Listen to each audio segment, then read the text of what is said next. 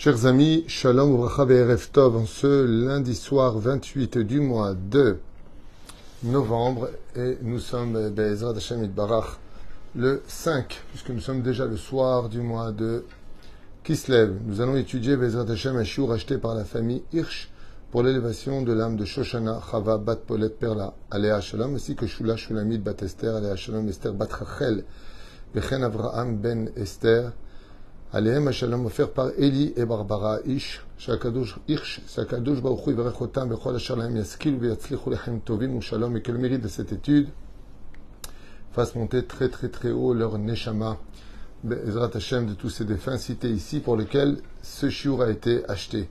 On pensera avec leur permission à la refoua shlema de tous les malades d'Israël, Bichlalam, Tinok Batcheli, Shakadosh Baruch Hu Yishlach la refoua shlema, refoua tenefesh, refoua tagouf, Bechen Hashem Atov. Nous avons une petite liste qui ont besoin de nos prières. Taliassim, Bat Virginie, Esther, Robin Amos, Avraham Ben Chaim, Avraham Chaim Ben Amalia, Malka Chaya Bat Sarah Lalou, Bechen Nancy Rachel, Bat Sylvette Gezala, Eric Chouachai Ben Arlet Kouka, Joël Myriam Bat Sarah, Sarah Bat Sassia, Mir Ben Rotsoufan, Jean-Luc Shlomo Ben Zeira, Chaya Ruchama Esther Bat Rivka, Bechen Hashem Atov, Sarah Taleh Bat Efrat, Myriam Moretimi Akdosha Veteora, Bechol Am Israël. On commence ce shiur avec l'aide d'Hachem sur un sujet que nous allons prendre avec le Ben Ishraï, sur un Mahamar de la paracha de la semaine. Nous avons vu ce matin le Rochaim, et là nous sommes avec Maran à Ben Ishraï qui nous dit Vayomer Lahem Yaakov Achai Ma'in Atem, quand il voit les bergers Yaakov, alors qu'il rencontre dans la paracha de Vayetze Yaakov les bergers qui venaient de la ville de Haran. Il leur dit, mes frères, vous êtes d'où? Nous sommes de la ville de Haran. Est-ce que vous connaissez Lavan? Est-ce que vous avez connu plus exactement Lavan ben Nachor? Et ils lui ont répondu, nous l'avons connu. Pourquoi il parle d'ailleurs au passé Yadanu, Yadatem? Très intéressant.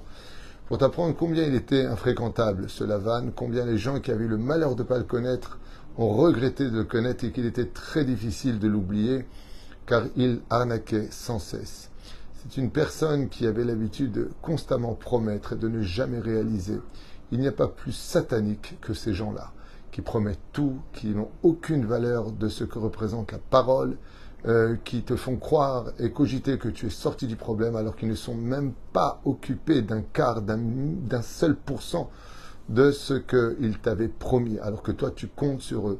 C'était la personnalité de Lavan, qui, quand il te louait par exemple une boutique qui était à lui, tu disais non, ton loyer il est de 5000 shekels, mais il observait si tu gagnes bien ta vie, tu dis ma pitom, 5000 shekels c'était pour te laisser rentrer, te prouver que tu pouvais faire beaucoup d'argent là-bas, donc on parle de 50 000 shekels, tu veux pas, tu sors, mais tant que tu as fait toute ta clientèle, je vais prendre ta marchandise, je vais prendre ton travail, je te mets au pied du mur. C'était des gens qui étaient on ne peut plus malhonnêtes, et ce qui va d'ailleurs faire toute l'éloge de Rachel et de Léa, qui viennent de cette maison d'arnaqueurs, de menteurs, comme Rivka venait de cette même maison. D'ailleurs, eh bien, nous avons le mérite d'avoir eu des tzadikim qui n'ont pas été influencés. Je pense qu'une des plus grandes leçons que nous devons prendre, que ce soit Avraham et Sarah, que ce soit Baruch Hashem, Rivka, qui vient de Lavan et de Bethuel, de cette même maison d'influence négative, ou Rachel et Léa, qui venaient d'une maison extrêmement empreinte de sorcellerie, de démons, d'arnaques, de mauvaises choses, et qui ne se sont pas laissés influencer. Be'ezrat Hashem Yitbarach, que Kadosh Baruch Hu nous donne aussi à nous la force de ne pas nous laisser mener par le bout du nez par ce côté moderne qui, malheureusement, des fois, est très très mal cadré, très très mal dirigé, et qui nous amène plus vers notre perte que vers notre construction. Omer Maran à Ben Ishraï, il pose une question importante. Madou Akina Yaakov et Lavan à Arami Beshem Lavan Ben Nachor. Et là, il pose une question que, je vous dis franchement, tout le monde se pose. Lavan Ben Nachor. Nachor? Mais Nachor, c'est pas le frère d'Avraham Avinu? Le père de Lavan s'appelait Bethuel. Il s'appelle pas Nachor, dit le Ben Ishraï. La reine pour Shoel, Valo Aviv chez Lavan, Lo Aya Nachor et la Bethuel. Et Mken, pourquoi Yaakov, il dit que, est-ce que vous connaissez Lavan, fils de, les habitants de Haran, il aurait dû dire fils de Bethuel, et non pas les fils de Nachor. Qu'est-ce que la Torah vient-elle nous enseigner à travers cela? Gvar Oru Chachamim Zechronan Libracha, dans ma Sechet Yoma, dans le Pérec Gimel, Mishnayot Yud Yud Aleph, il y a marqué là-bas, Asher Maskirim et Sheman Shel Tzadikim Tzarech Yivarech Otam. Quand nous rappelons le nom d'un tzaddik, par exemple, tu vas dire le Ben Ishraï Zecher Tzadik Vekadosh Livracha. Quand tu dis Rabbi Moshe Ederi, tu dis Zecher Tzadik Kadosh Livracha. Quand tu cites le nom d'un tzaddik, tu dois le bénir. Et quand tu cites le nom d'un rachat, tu dois le maudire. Et marchemo, vezechro, parce qu'il a fait du mal et parce qu'il a lutté contre Dieu. Ainsi donc, quand nous rappelons des ennemis du peuple d'Israël qui nous ont spoliés, massacrés et autres, on dit Imarshemam, vezechram. Chez Neymar, Zecher Tzadik Livracha, pour les tzadikim, que son souvenir reste béni. Et car les faire, on dit Veshem Reshaim Irkav. On peut dire d'autres choses pour Reshaim, Shem Reshaim Irkav, que leur nom, eh bien, pourrisse, qu'ils soient oubliés. L'importance d'avoir un bon nom sur terre avec l'aide d'Hachem. Veinek Sheiga Yaakov Avinu Avshalom, les Sha'arei Haran Ratza Levarer Odot Lavan Arami. Et donc, qu'est-ce qu'il a voulu faire? Il a voulu savoir qui était Lavan. Ah Hashash, Lomar Alav, Divrei Kenai. Veshaha Shiskir et Shemo, Beozne, Mekara Veididav. Qu'est-ce qu'il a fait? Asa Yaakov Avinu Be'orma ou Be'chochma, comme Shem Lavan Ben Nachor. Omro Ben Nachor. Haïta Kavanoto Leganot et Lavan, Shiraoul, les Nocharo. Et donc, qu'est-ce qu'il a fait? Yaakov, comme il ne pouvait pas dire aux habitants qu'il aurait peut-être répété à Lavan, qu'il l'a dit de façon sans pouvoir le bénir. Est-ce que vous connaissez Lavan, que Dieu le bénisse? Il ne pouvait pas le bénir, car il savait qu'il avait affaire à quelqu'un de fourbe et de méchant. Qu'est-ce qu'il a fait? Il a dit Ben Nachor. Nachor, c'est celui qu'on peut, comme dit Nocher, celui que l'on, quand on ronfle, celui que l'on repousse, celui qu'on ne veut pas. Ainsi donc, il évitera de le maudire, les Nochero, comme il dit Klomar, les Amito. Comme c'est marqué dans Psachim, Lavan, Ben Nachor, Nachor qui veut dire digne d'être mis à mort.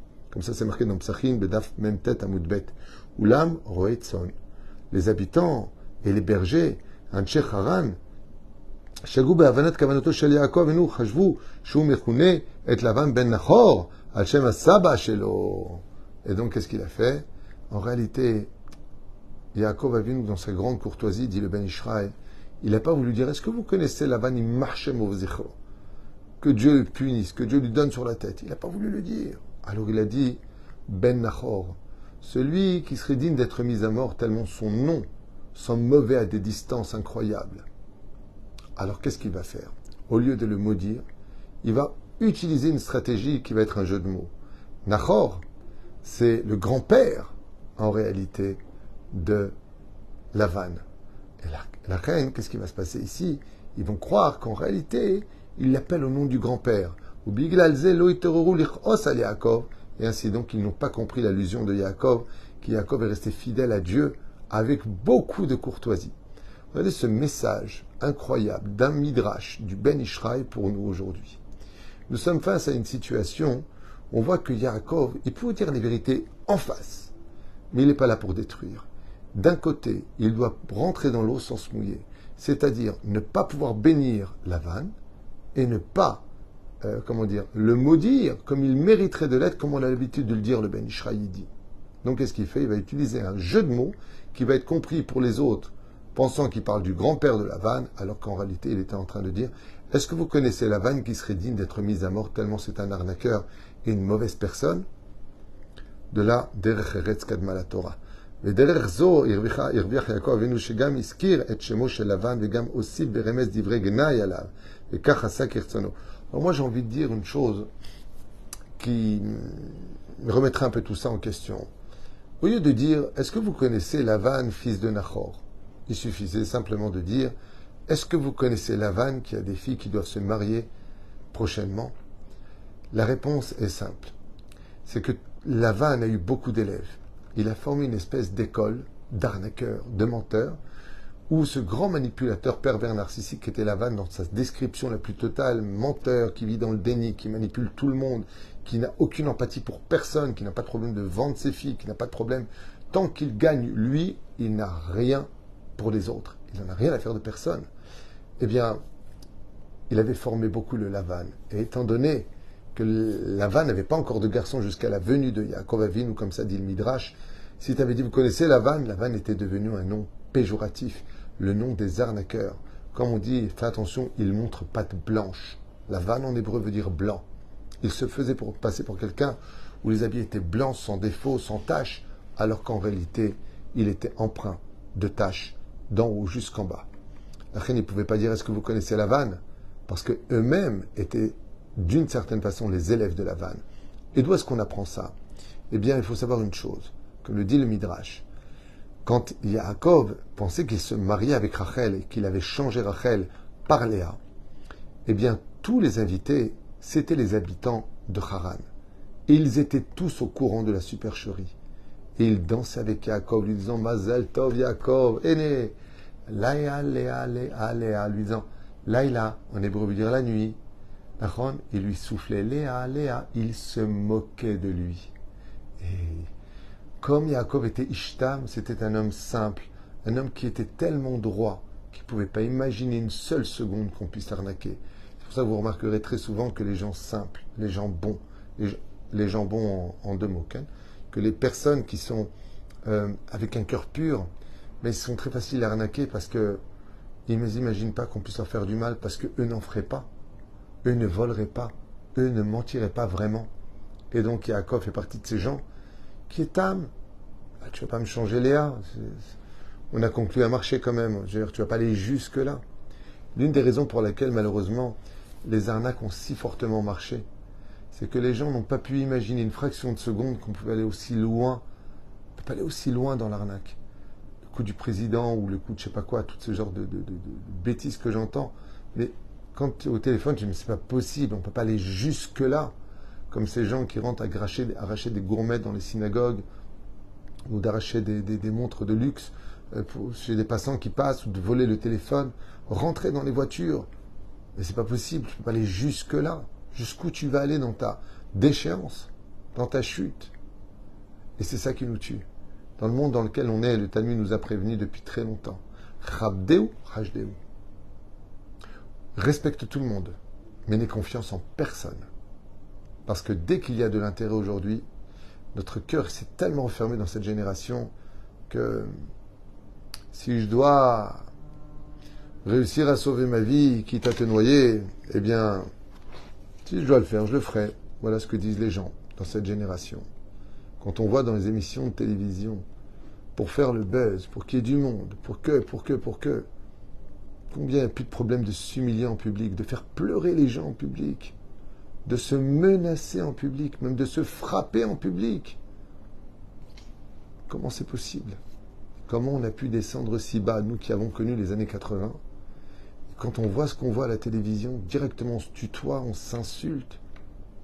Même si la personne est à un haut poste. Vous savez que dans la Torah, quand on obtient un haut poste, c'est qu'on a un ange spécial à côté de nous. Il faut respecter les personnes qui sont plus importantes que toi, même si on a le même sang dans les veines. Un patron, c'est un patron, un ouvrier, c'est un ouvrier, un président, c'est un président. Ça veut dire qu'on a des rôles à jouer avec des hiérarchies. Aujourd'hui, c'est l'anarchie. Et est-ce que ça nous a rendus plus heureux? On n'a jamais autant été malheureux. Il n'y a jamais eu autant de divorces, de suicides, de malheurs dans le monde que comme on le vit aujourd'hui. Qui est vraiment heureux aujourd'hui? C'est uniquement celui qui a l'impression qu'il peut dire « je t'en aux autres ». Lui, il a l'impression qu'il est heureux. Mais s'il n'a pas ses joints ou sa drogue ou ses tromperies à droite et à gauche, il se sent être rien. Il y a des gens, si tu les retires de l'appareil télévision, tu leur retires leur titre, leur travail, et tu t'intéresses à eux pour ce qu'ils sont vraiment eux-mêmes, tu vas vraiment pas loin. Parce qu'il n'y a rien. Il n'y a que du maquillage. Il n'y a que du paraître. Du paraître. Alors que ça pleure à la maison. Alors qu'on n'est rien du tout. Tous ces gens-là ont oublié une seule chose. Il n'y a pas plus beau au monde que la simplicité d'être ce que tu es. Sans jouer un rôle. Sans paraître. Sans jouer l'acteur. Sans jouer le roi. Sur le dos des autres. Le Kachaya Lavan. Un être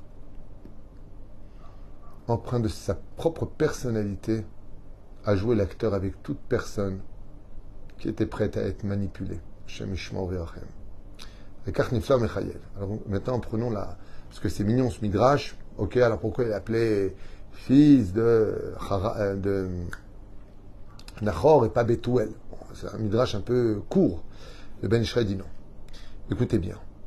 Yaakov Avinu, donc moralité à retenir. Loviter al kotso shel din o halacha. Et c'est ce que je vous ai dit, je l'avais compris à l'avance. On voit ici un comportement chez Yaakov impressionnant, où il ne bouge pas de la halacha, et il ne fait pas de lèche, il ne fait pas des flatteries. Paal va'asa akol al pi haTorah ve'halacha. Même dans des situations très difficiles, il reste fidèle à la halacha. V'dai gam anachnu mechuyavim lasot kol tsa'ad ve'al pi al klale halacha.